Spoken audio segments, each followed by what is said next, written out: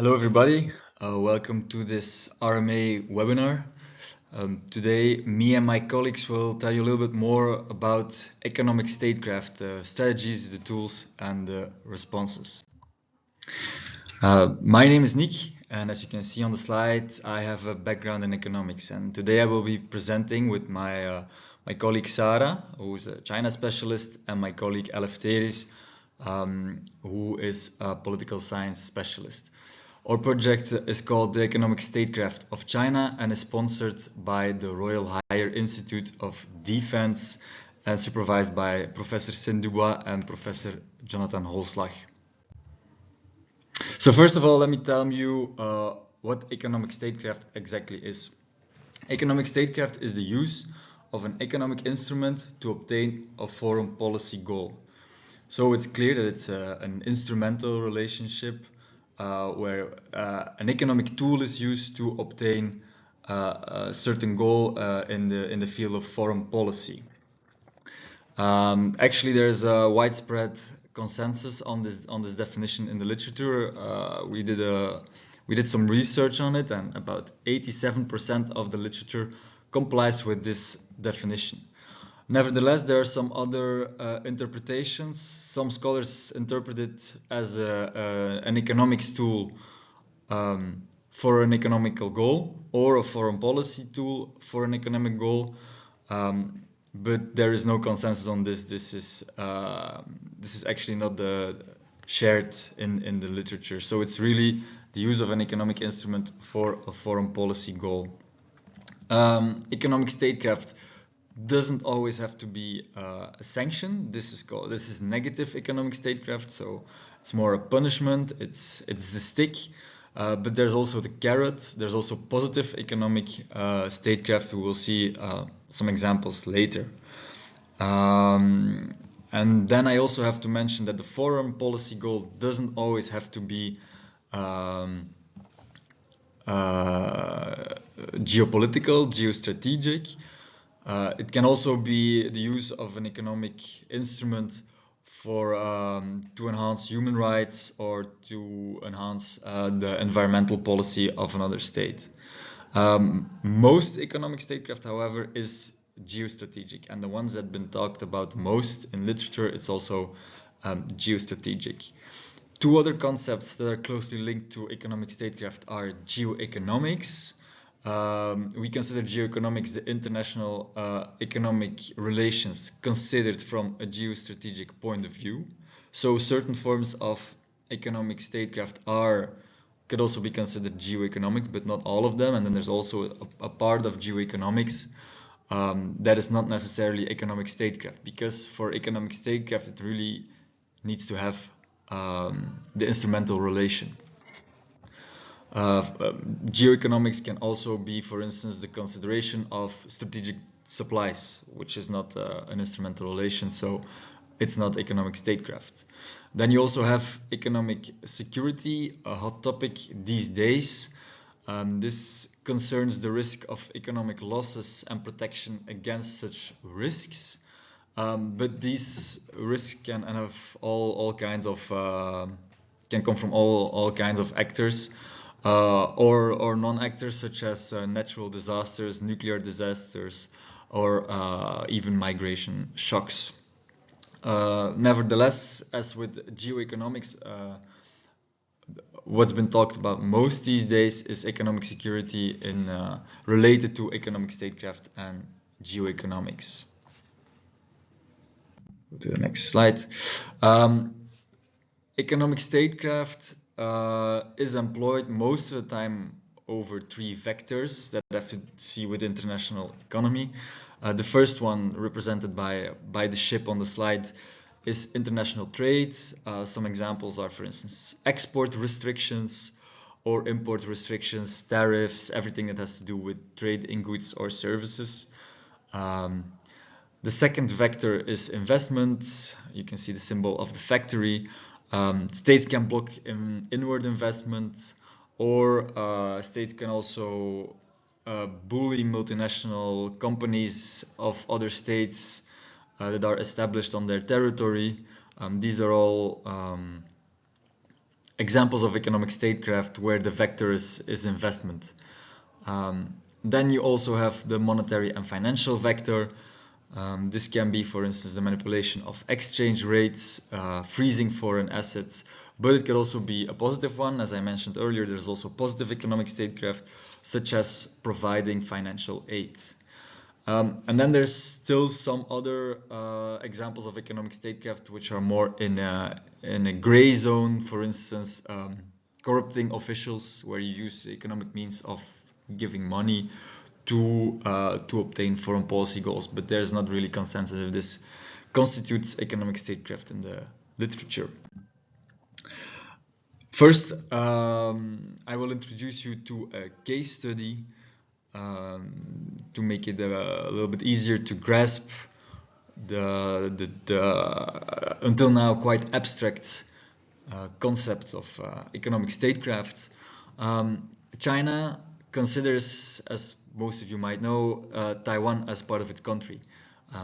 For China, this is a really important part of foreign policy, is showing the world and getting the recognition that Taiwan is indeed part of China, the one China policy. Therefore, they want to avoid anyone talking about Taiwan as a separate country, and they only allow Taiwan to have representation abroad under the name Taipei Representative Office, after the capital of Taiwan, Taipei, but they don't allow Taiwan representative offices. Now, in August 2021, Lithuania, a EU member state, announced that it would allow Taiwan to open a Taiwan representative office in their country, in the capital. And this of course angered China, as it goes against their policy. China recalled its ambassador and expelled Lithuania's ambassador in China.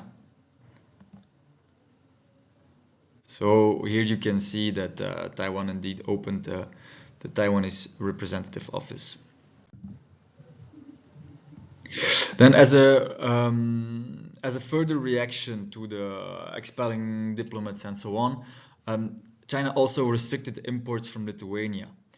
They didn't openly tariff Lithuania in the sense that, for instance, Donald Trump did it, but in the first step, they deleted Lithuania as a country of origin in their system for import clearance. So when goods arrive at the Chinese border, they have to be cleared, and therefore it has to be announced where they are coming from. And Lithuania just disappeared from this system. So actually, Lithuanian exports to China were blocked at the border. So there, as you can see on the graph on the left, the exports to China, they almost diminished. Just be careful, the y-axis is not goes not until 0. So they didn't completely disappear, but there were serious problems at the border. But then still, a lot of Lithuanian products came to China as part of other products coming from other countries. So in a second step, China announced that it would refuse products that have Lithuanian parts inside of them to be exported to China as well. One victim of this was the German producer of tires, Continental AG, and they were told that they would not longer be allowed to export to China if they had Lithuanian parts inside of them. It even went this far that the German Chamber of Commerce told Lithuania that they had to be careful, otherwise they would have to close German factories inside of Lithuania. The Taiwan reacted as well, and they promised Lithuania investments of about $200 million, and they also bought 120 of the sea containers that were not allowed to enter China. Lithuania itself also reacted. The president called the permission for Taiwan to open its own representative office a mistake, but it seems actually that it was more the diplomatic spat that he regretted, and not that much the action itself to let Taiwan open the representative office. Taiwan still has the representative office until this day, so they didn't comply with China's demands. So Lithuania didn't tell Taiwan so far, that they have to remove the representative office or change the name. As a reaction to China's economic statecraft, so to the actions of China, the EU started developing an anti-coercion instrument because indeed the actions of China went very far, and it also impacted not only Lithuania as an EU member state, but also other EU member states. So this was quite a big deal. So now we have this background of this case study. I will take you back to the academic literature more or less. So a first question to ask yourself is, when is economic statecraft successful? It is important to define when it can be successful.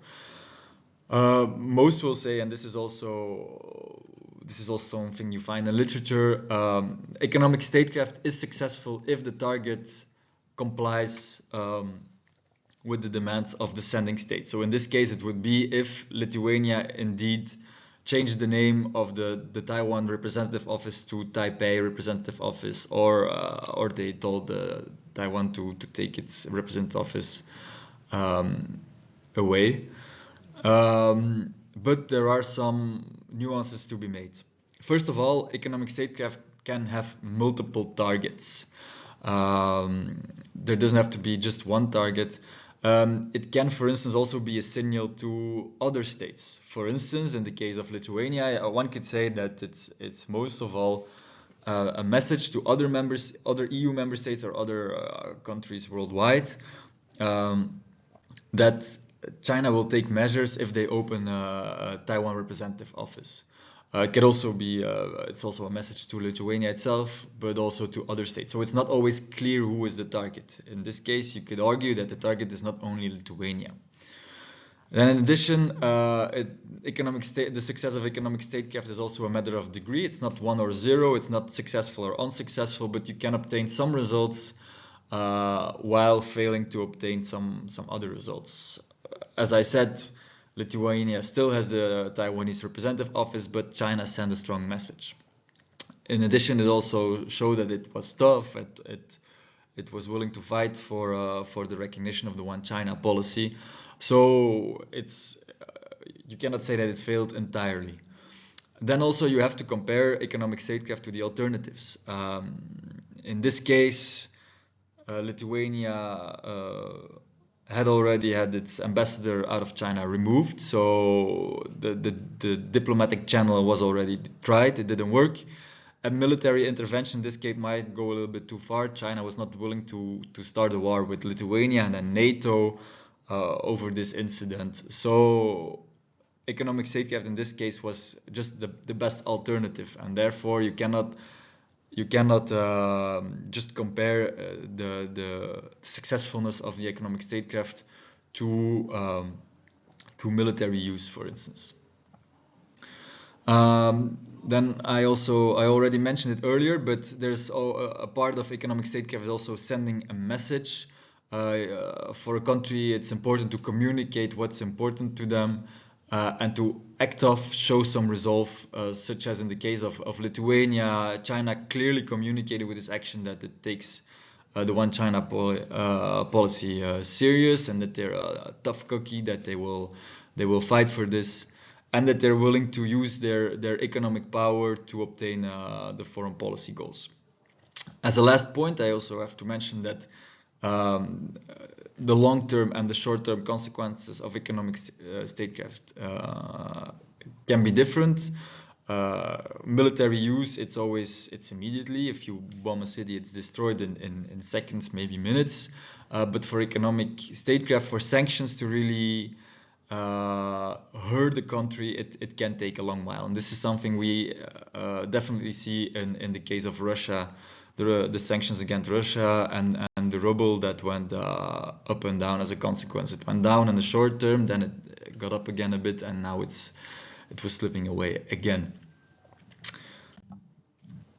So then we get to the main question of the literature: does economic statecraft work? And of course we have to take into mind the comments that I made on the earlier slide. I will briefly discuss with you 3 theories that are quite common.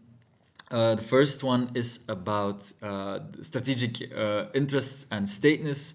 So the reasoning is that for a country's elite, it's important to protect the strategic interests on an international level from foreign actors, but also to keep its population happy, so the political elites don't get voted away or get overthrown.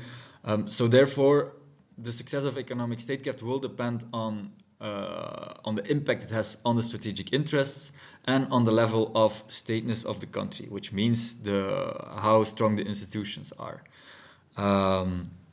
If the institutions are weak and are prone to lobbying or from resistance from within the public, then economic statecraft might be more successful, because companies will lobby. For instance, in the case of Lithuania, they would come and they would lobby the government to take away the Taiwan representative office so they can do business again with China. Second theory is built on the conflict expectations, and it actually says that actually economic statecraft works best between allies and not between enemies, because the allies expect more of the future cooperation with their partner.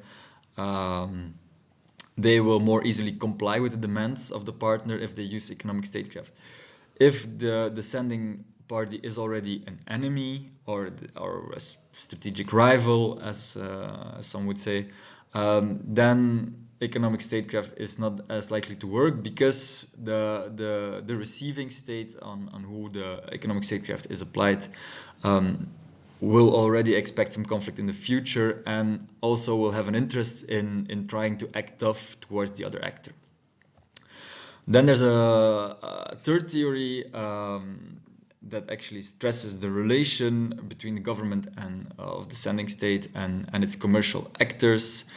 Actually, it comes down to whether the sending state can control the commercial actors. This is based on 5 parameters.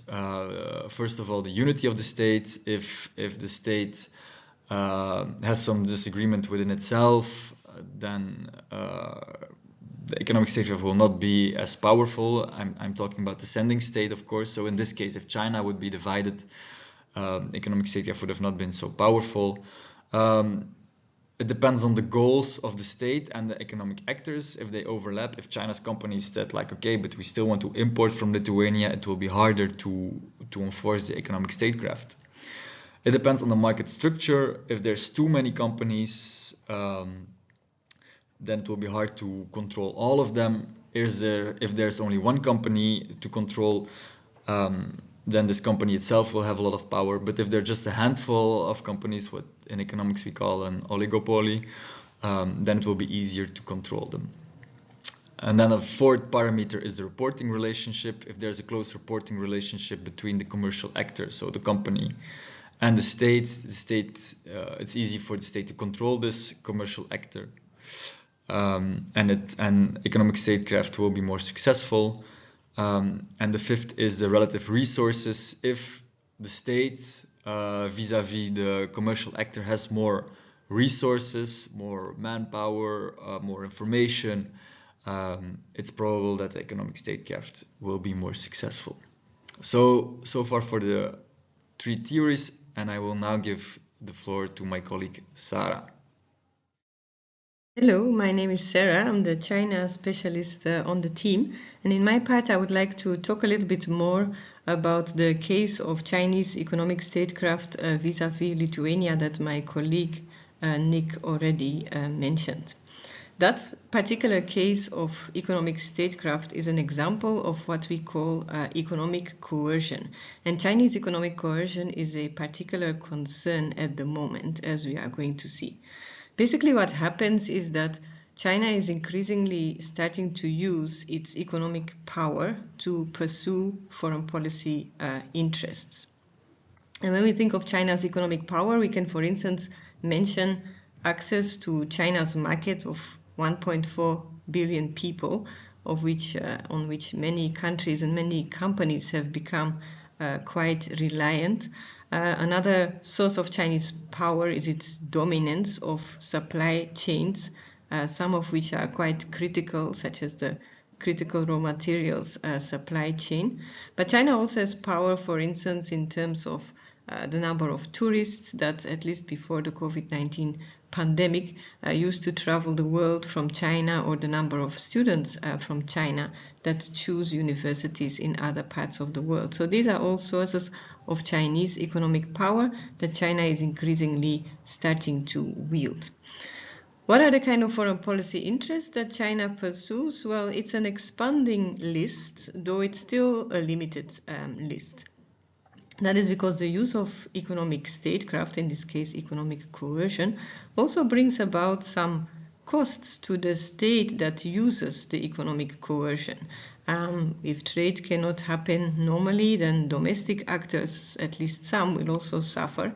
And it also brings about tensions in relations with trading partners.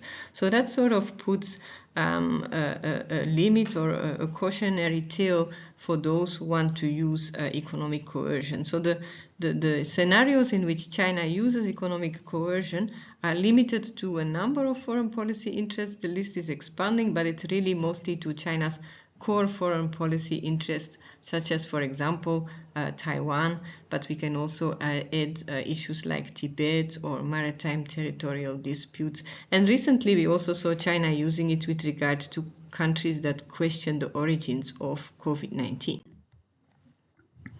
So basically, economic coercion is the weaponization of economic and trade relations. So existing economic and trade relations become weaponized as a result of political disputes between China and a third country.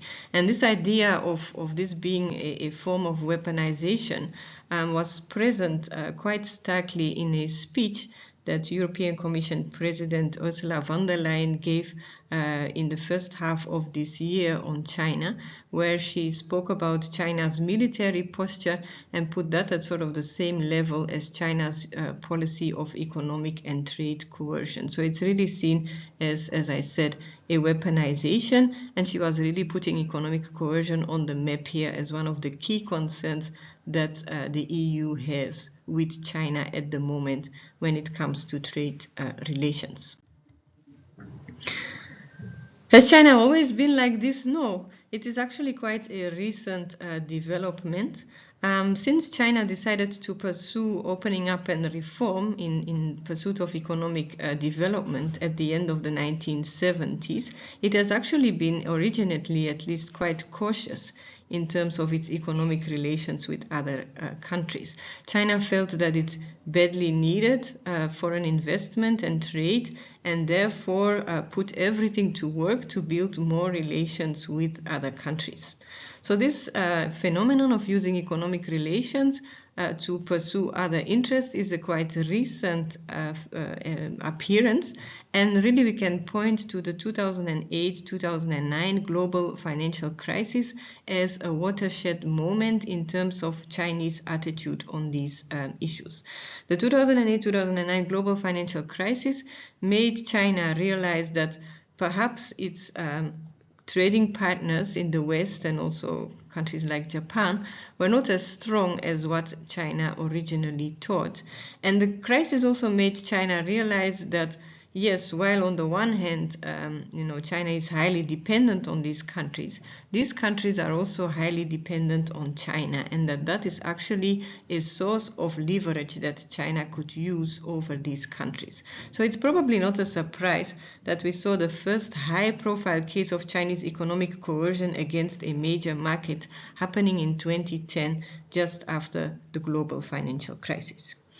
On the slide, you can see a quote by Xi Jinping from 2020 about China's economic policies, and it also points at this idea that now is quite present in China, that the dependence that other countries have on China's supply chains, on China's supply of goods can provide a tool for China to deter others, to also hit back at others when China is not happy. So you can see that the idea that others' dependence on China is a source of power for China is now quite well entrenched, but as I said, that was not always the case. My colleague Nick spoke a little bit about what enables economic coercion, and in the particular case of China, we can see that its political and economic system do have some factors which enable Chinese use of economic coercion. We can, for instance, point at China's political and administrative system. China being a one-party state, it is relatively easy in cases where the leadership is on high alert to quickly act and to quickly coordinate actions across different administrations. It is not a highly cumbersome administrative process to organize a coercive act. Also, because of the nature of the political system, China is able to impose a degree of costs on the population. Because, as I said, economic coercion also has a number of losers in the home country, those who are not able to trade in the way that they used to. But the Chinese political system enables its leaders to impose a degree of those costs on their people without, too much of difficulty for them. Of course, China's experience with zero COVID showed that the Chinese population does not endlessly accept costs being imposed on them. There we saw pushback from the Chinese people against the policies of their government. But to some extent, if the impact is limited, we see that the Chinese leadership is able to make people accept the costs that come, for instance, in this case, with economic coercion. Nick also talked about the importance of control over economic actors in terms of executing economic coercion. There as well, China has an advantage on account of not being a market economy. Its system is state capitalism, and that means that the state has a heavy involvement in the economy.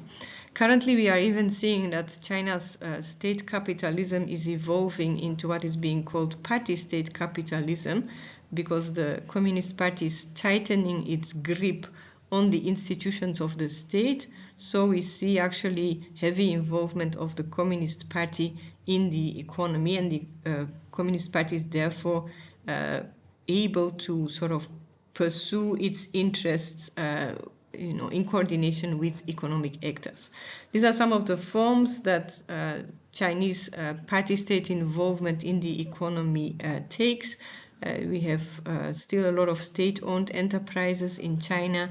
We have state entities that invest in companies. We have state entities that are on the board of companies, sometimes with minority shareholdership, but still having quite substantial voting rights. That's called special management shares. We know that the Chinese government practices a lot of industrial policy. Through these market interventions, it also has a lot of control over economic actors. So all those elements combined make it relatively easy for China to engage in economic coercion if it wishes to do so. We should also mention China's ability, on account of its state capitalist system, to mobilize capital quite quickly. China has well-capitalized state-owned banks that it can use if it wishes to do so to pursue foreign policy goals. Finally, what can we do to protect ourselves against economic coercion?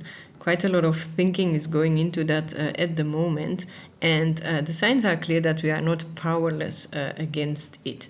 Economic coercion has become a part of the European Union's de-risking policies vis-à-vis China, and also part of the EU's emerging economic security agenda. All the policies that are being considered at the moment can be summarized in terms of 3 Ps, and they are promote, protect, and partner. In terms of promoting, these are policies that sort of boost our resilience, for example, through supply chain diversification. If we are not so dependent on a single supplier, it means we also become less vulnerable to economic coercion. In terms of protection, my colleague Nick already mentioned the EU's anti-coercion tool. This is an instrument that is currently being developed, which tries to deter economic coercion, or if it does happen, empowers the Union to take possible countermeasures. This tool basically leverages on the power of the single market, which is a source of power that the EU has in response to economic coercion. Our suppliers might have power on account of their dominance over supply chains, but the EU has market power through the single market that it could leverage at its turn. Finally, there's also the idea of partnering with like-minded states. We, for instance, noted at the G7 meeting in Hiroshima in May 2023 that the declaration that came out of that meeting mentioned economic coercion and pledged that G7 members would foster resilience against it. In responding to economic coercion, it's important that we maintain a whole-of-government approach so that it's not possible to have a divide-and-rule strategy. This is particularly important in the case of Belgium, because trade policy and all matters related to trade are dealt with at different levels, from the EU to the national level to the regional level. So we have to make sure that all our policies are in sync. At the moment, within our research project, we are busy mapping Belgium's current de-risking instruments. And so one of the goals there is to try to see if there are any gaps or contradictions between different levels that could be addressed. Finally, it's also important to have a whole-of-society approach when we encounter economic coercion. It is a wedging strategy aimed at dividing a society, so it's quite important that those who are not affected by economic coercion also stand in solidarity with those who are affected by it, so that the wedging strategy does not succeed. I'm now handing over to my colleague Eleftheris, who will discuss another case study of economic statecraft. Hi, I'm Eleftheris, and I will talk to you about Chinese economic statecraft in Africa. My colleague Nick told you about the difference between positive economic statecraft, the carrot, and negative economic statecraft, the stick. And then my colleagues Nick and Sarah showed you some examples of negative economic statecraft. Here, in the case of Chinese economic statecraft in Africa, we are more in the positive form of economic statecraft, so the carrot rather than the stick. Positive economic statecraft can be the provision, but also the promise of economic benefits to induce changes in the behavior of a target state. And one of the main vector of China's positive economic statecraft in Africa is trade. In fact, China is both Africa's largest customer and its largest supplier. However, as you can see it from the figures, the trade interdependence between Africa and China is very asymmetrical. While China accounts for nearly 1/5, 20% of Africa's trade, Africa accounts for only 4% of China's total trade volume. In other words, that means that the 54 African countries have a combined rate in terms of trade exchange with China, similar to that of Germany alone. In short, trade with China is vital for the African continent, but for China, trade with Africa is comparatively less important. The second main tool of Chinese economic statecraft in Africa is infrastructure development. In that domain, China is the largest player in building, but also in financing infrastructure projects. So Chinese companies have built much of the continent infrastructure, and Chinese banks have provided loans, often on favorable terms, to enable African governments to invest in infrastructures built by Chinese companies. In 2013, China translated this infrastructure development tool into a new, much broader global infrastructure building strategy, the well-known Belt and Road Initiative. Through this initiative, China has pledged to finance and build infrastructure to create new economic corridors between Asia and Europe, but also to East Africa. So what are the foreign policy goals of Chinese economic statecraft in Africa?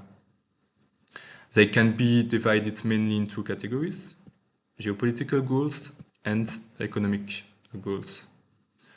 So by cultivating economic partnerships, promoting economic interdependence, China seeks to increase its influence on the African continent. China seeks to gain support in international forums to defend its foreign policy interests, for example, but also to promote its own vision of global governance. In this regard, Africa is important because with its 54 states, it represents a major reservoir of votes. China pursues also economic goals, securing access to resources, in particular oil and minerals that the Chinese economy needs to run its factories, but also gaining market share and supporting the internationalizations of large Chinese companies, particularly in the infrastructure sector.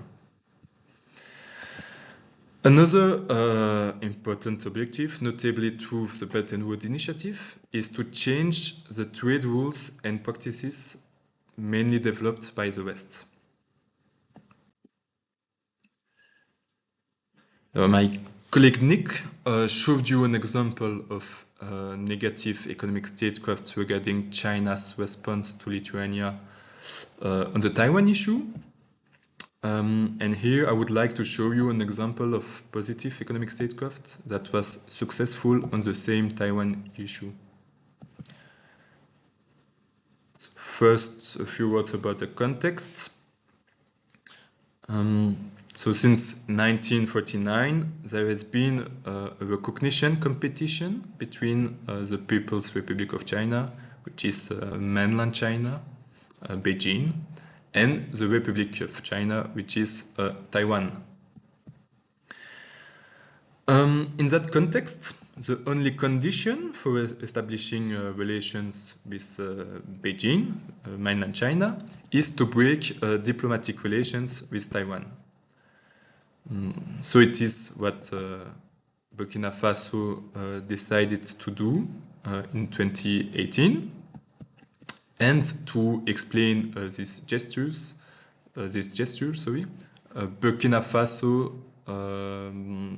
Faso's Minister of Foreign Affairs, Alpha Bari, said that the current socio-economic challenges facing by Burkina Faso require to reconsider their position.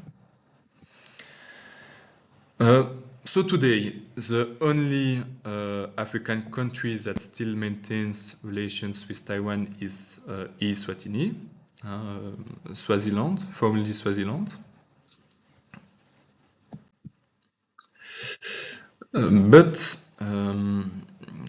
However, China's growing economic presence in Africa and the asymmetrical interdependence between China and Africa do not necessarily translate into political influence. For example, Kamodi Dasandi and Mikhailov showed that with the exception of human rights votes, increased trade with China does not lead African states to align more closely with Chinese foreign policy positions at the United Nations, but with those of the US. We suggest that this paradoxical effect can be explained by the theory of hedging. So, what is the theory of hedging? The concept of hedging can be summed up by the expression don't put all your eggs in one basket. So, in other words, hedging is a strategy for a small state to balance its relations between different great powers.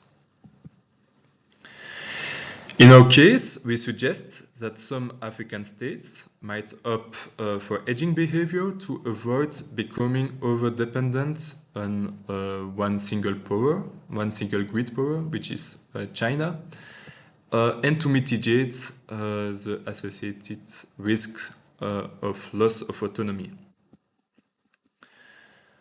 We believe that the likelihood of such hedging behavior is determined by the presence of at least one credible alternative power providing high economic expectations.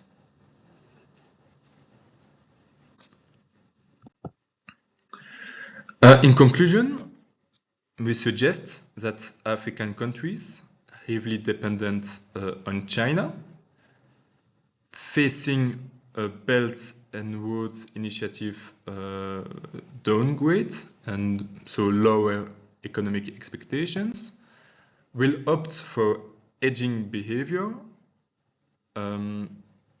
if they expect significant economic benefits from initiatives by Europe or other major powers. That's it. Thank you for your attention. My colleagues and I will be happy to answer any questions you may have. Thank you.